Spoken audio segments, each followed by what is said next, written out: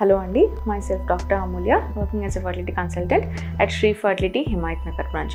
So ఇవాళ మనకి basic question అండి, చాలా మంది అపోహతో వస్తుంటారు. IVF చేయించుకుంటే ఖచ్చితంగా ట్విన్సే పుడతారు, సో మాకు ఖచ్చితంగా ట్విన్సే కలుగుతారు, అండ్ బయట ఎవరికైనా ట్విన్స్ ఉన్నారు అంటే అది ఖచ్చితంగా IVFఏ అయ్యింది వాళ్ళకి అని చెప్పి ఒక చిన్న అపోహ ఉంటుంది, ఒక మిత్ ఉంది.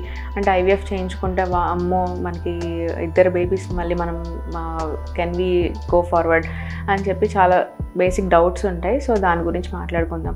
సో మనకి IVF ప్రొసీజర్లో మనం యూజువల్లీ ఏం చేస్తామంటే అన్ని పారామీటర్స్ చూసుకొని కపుల్ IVFకి వెళ్ళాలి అని వాళ్ళకి సజెషన్ అయిన తర్వాత మనకి ఒక 10 days స్టిమ్యులేషన్ చేసి ఎగ్స్ అనేవి బయటికి తీసినప్పుడు ఇక్సీ పద్ధతి ద్వారా స్పర్మ్ని ఎగ్లో ఇంజెక్ట్ చేయడం అనేది జరుగుతుందండి. సో ఆ ఇంజెక్ట్ చేసిన తర్వాత ఫామ్ అయ్యే ఎంబ్రియోస్ జైగోట్ అది ఫర్టిలైజ్ అవుతుంది. ఫర్టిలైజ్ అయిన తర్వాత దాన్ని మనకి కల్చర్లో పెడతారు Day 3, Day 5 ఎంబ్రియోస్. సో మనకి ఇక్కడ చాలా ఏజ్ అన్నది very good parameter here. So మనకి ఎంత తక్కువ ఏజ్ ఉంటే అన్ని ఎంబ్రియో క్వాలిటీ కానీ క్వాంటిటీ కానీ మనకి అందుతుంది. సో మనకి ఈ బ్లాస్టోసిస్ట్ కన్వర్షన్ దాంట్లో మళ్ళీ యూప్లాయిడ్ రేట్ గురించి మాట్లాడుకున్నప్పుడు ఏజ్ less than 30 ఉంటే ఒక 10 to 15 ఎగ్స్ అన్నది మనము ఎగ్స్ అనేవి రిట్రీవ్ చేయగలిగినప్పుడు దాంట్లో అట్లీస్ట్ 10 to 12 ఎంబ్రియోస్ అన్నది ఫామ్ అవుతాయి, ఫర్టిలైజ్ అవుతాయి. ఫర్టిలైజ్ అయిన ఎంబ్రియోస్లో ఒక 80% అంటే 80% యూప్లాయిడ్ రేట్, దాంట్లో ఒక అంటే 4 to 5 బ్లాస్టోసిస్ట్ అన్న మంచి బ్లాస్టోసిస్ట్ అంటే ప్రెగ్నెన్సీ ఇవ్వగలిగిన బ్లాస్టోసిస్ట్ కలుగుతాయి.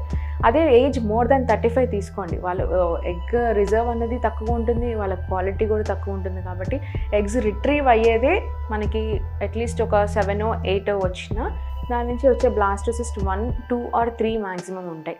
సో ఈ బ్లాస్టోసిస్ట్ వచ్చినప్పుడు ఈ కన్వర్షన్ చూసారు కదా, 10 నుంచి 4 వచ్చాయి, 8 నుంచి 2 వచ్చాయి.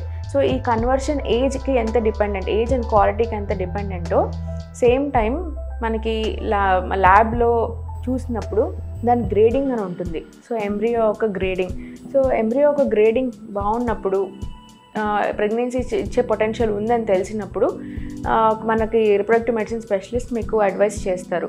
సో మీకు సింగిల్ ఎంబ్రియో ట్రాన్స్ఫర్ కావాలా, డబుల్ ఎంబ్రియో ట్రాన్స్ఫర్ కావాలా అని చెప్పి కన్సెంట్స్ తీసుకోవడం జరుగుతుంది. సింగిల్ ఎంబ్రియో ట్రాన్స్ఫర్ అంటే ఓన్లీ 1 ఎంబ్రియోని ట్రాన్స్ఫర్ చేస్తే దాన్ని సింగిల్ ఎంబ్రియో ట్రాన్స్ఫర్ అంటారు. సో డబుల్ ఎంబ్రియో ట్రాన్స్ఫర్ అంటే 2 బ్లాస్టోసిస్ట్ ఆర్ 2 ఎంబ్రియోస్ని ట్రాన్స్ఫర్ చేస్తే దాన్ని డబుల్ ఎంబ్రియో ట్రాన్స్ఫర్ అంటారు. So but most of the time ఇప్పుడు మనం వచ్చిన బ్లాస్టోసిస్ట్లో కూడా వచ్చిన ప్రెగ్నెన్సీ ఇచ్చే పొటెన్షియల్ ఉన్న ఎంబ్రియోస్ కొన్నే ఉంటాయి. కాబట్టి doctor will prefer to transfer 2 embryos, 2 blastocyst transfer చేయడానికి ట్రై చేస్తారు.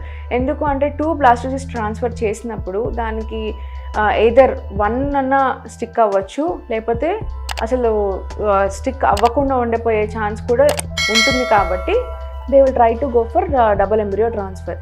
సో బట్ ఛాన్సెస్ ఏంటి అంటే ఇప్పుడు 100 పేషెంట్స్కి మనం డబుల్ ఎంబ్రియో ట్రాన్స్ఫర్ చేసినప్పటికీ ఓన్లీ 15 to 20 మెంబర్స్లో మాత్రమే ట్విన్స్ కలుగుతారండి. మిగతా వాళ్ళందరికీ ఒక 80 మెంబర్స్కి అది డబుల్ ఎంబ్రియో ట్రాన్స్ఫర్ చేసినప్పటికీ అది సింగిల్ బేబీగానే ఉండిపోతుంది, సింగిల్ ఎంబ్రియోనే మనకి స్టిక్ అవుతుంది.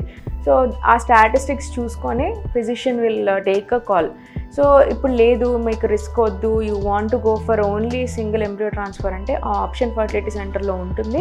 మీరు రిక్వెస్ట్ చేస్తే they will take the call అండి. మీకు సింగిల్ ఎంబ్రియో ట్రాన్స్ఫర్ చేస్తే రిస్క్ ఆఫ్ IVFలో ట్విన్స్ అనేది తగ్గుతుంది. సో ఈ 100 కపుల్స్లో 15 to 20 మెంబర్స్కి మాత్రమే ట్విన్స్ కలుగుతాయి అని అనుకున్నప్పుడు ఈ ట్విన్ ప్రెగ్నెన్సీ వల్ల కలగబోయే ప్రెగ్నెన్సీలో ప్రాబ్లమ్స్ ఏంటో గురించి కూడా తెలుసుకుందాం.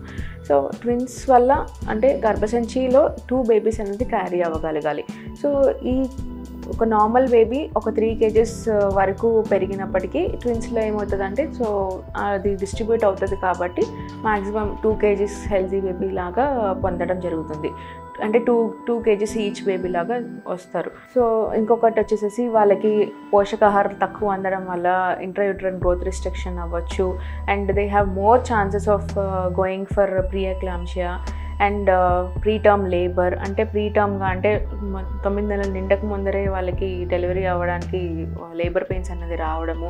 సో ఇవన్నీ కొన్ని కాంప్లికేషన్స్ ఉన్నాయి ట్విన్ ప్రెగ్నెన్సీలో. సో మనకి ఎంబ్రియో ట్రాన్స్ఫర్ అప్పుడు ఖచ్చితంగా ఎంబ్రియో స్టేటస్ గురించి మీకు ఇన్ఫామ్ చేసినప్పుడు మీకు ఖచ్చితంగా కన్సెంట్ తీసుకోవడం జరుగుతుంది.